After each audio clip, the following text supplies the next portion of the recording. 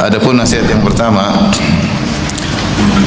hendaknya seorang tidak meremehkan kebaikan sedikit pun untuk dia lakukan, dan tidak meremehkan kemaksiatan sedikit pun agar dia tinggalkan, ya. Jangan meremehkan kebaikan sedikit pun hendaknya dia lakukan, dan jangan meremehkan kemaksiatan sedikit pun, jangan sampai dia lakukan maksiat karena dianggap remeh. Dalam suatu hadis dari Ibnu Mas'ud radhiyallahu taala anhu, Rasulullah SAW bersabda, "Al-jannatu aqrabu ila ahadikum min syiraki na'lihi wan naru mithlu dzalik." Kata Nabi sallallahu alaihi wasallam bahwasanya surga lebih dekat kepada salah seorang dari kalian daripada tali sendalnya, dan neraka pun demikian. Surga lebih dekat kepada salah seorang dari kalian daripada tali sendalnya, dan neraka pun demikian juga lebih dekat kepada salah seorang dari kalian daripada tali sendalnya. Sini para ulama ketika membahas hadis ini, mereka menyebutkan ini dalil bahwasanya sebab untuk masuk surga atau sebab untuk masuk neraka adalah amal perbuatan. Amal perbuatan. Ada dua isyarat dalam hadis ini yang menunjukkan amal perbuatan adalah sebab masuk surga atau masuk neraka. Yang pertama, Rasulullah SAW menyebut tentang syiraku an-na'al, tali sendal. Yang tali sendal adalah berada di punggung kaki. Bahwasanya masuk surga atau masuk neraka adalah dengan maju mundurnya kaki tersebut, isyarat kepada amal perbuatan.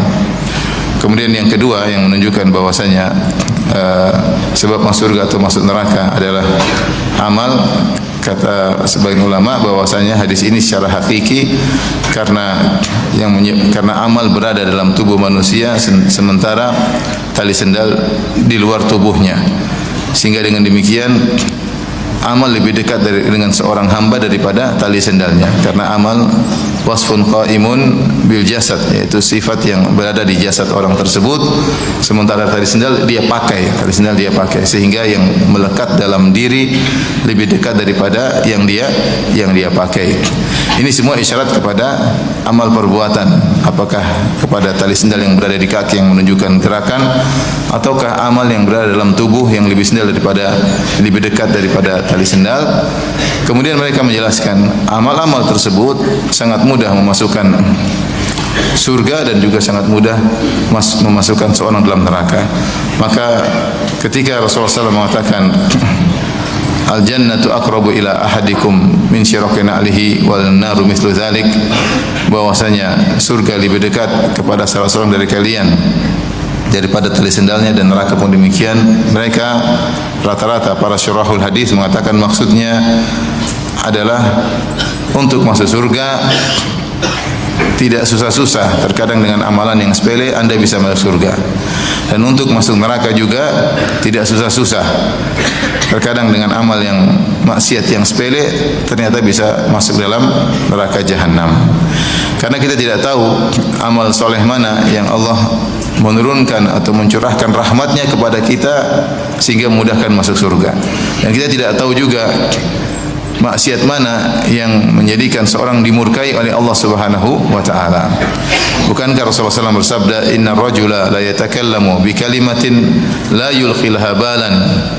Ya, sungguh seorang mengucapkan satu kata atau statement yang dia tidak memperdulikan perkataan tersebut, yarfa'ullahu biha darajat, maka Allah mengangkat derajatnya yang tinggi gara-gara satu statement tersebut yang tidak dia pedulikan. Ternyata efeknya luar biasa, mengangkat derajatnya yang sangat tinggi. Dan sebaliknya, wa inna rajula la yatakallam bi kalimatin la yulqi laha balan yahwi biha fi nari jahannam 70 kharifan.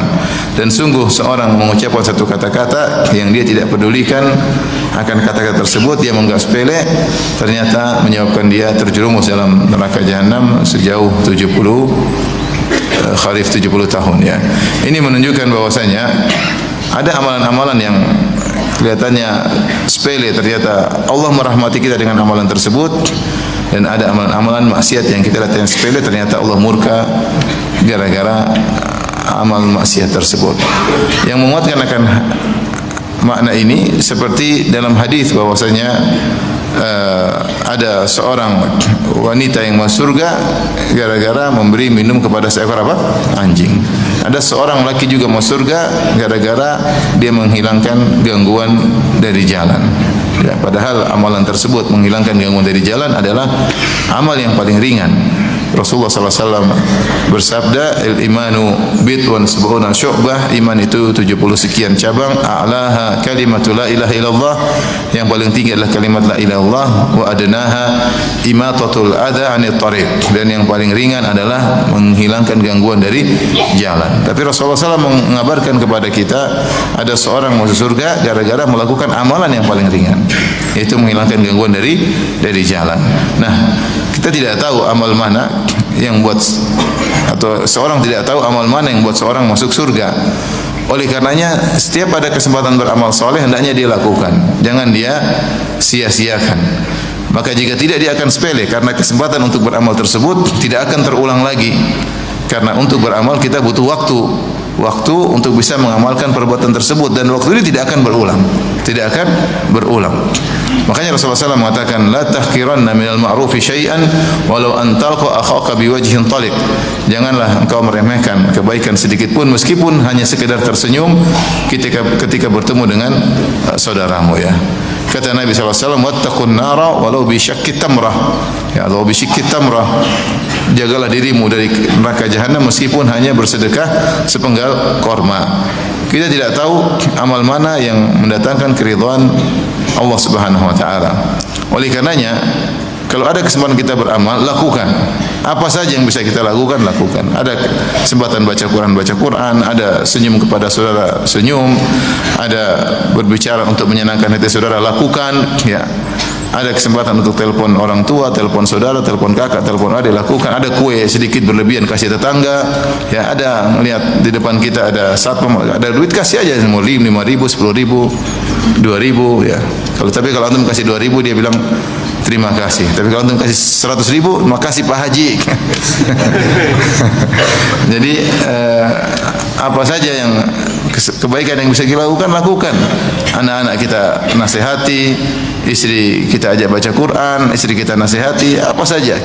Ada pembantu kita ngomong dengan cara yang baik. Pokoknya kebaikan apapun jangan diremehkan. Yang bisa kita lakukan, lakukan. Nanti kita menyesal karena banyak waktu yang terlewatkan.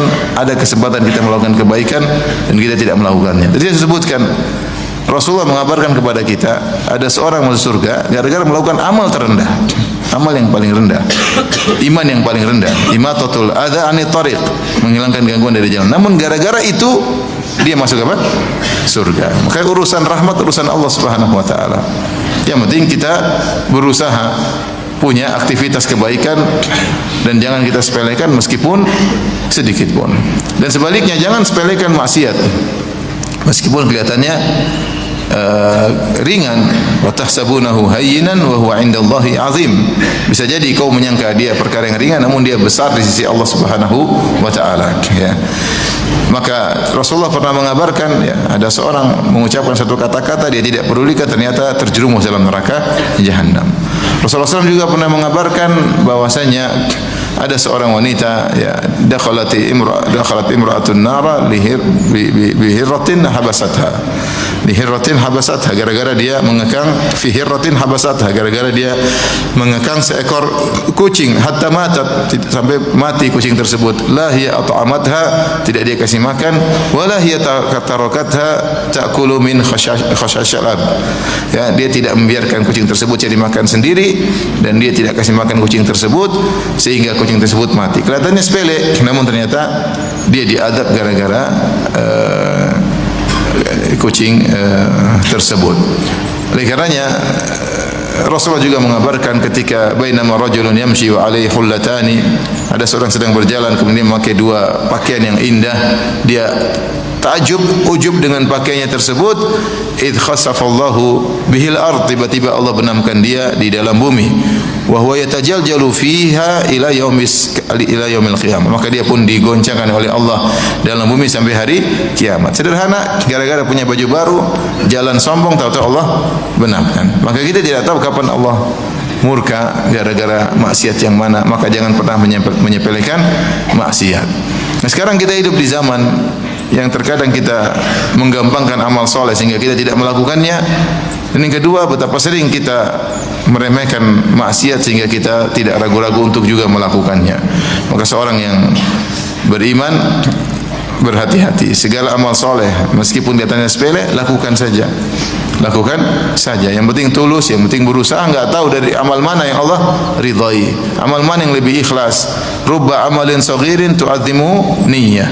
Betapa banyak amal kecil namun jadi besar di sisi Allah karena niat yang tulus. Enggak tahu, lakukan saja. Kita menganggap satu amalan besar, ternyata iman kita, niat kita terkontaminasi. Kita mengeluarkan uang banyak, kita merasa itu hebat, ternyata nilainya menjadi kecil. Kenapa? Niat kita bermasalah, ya.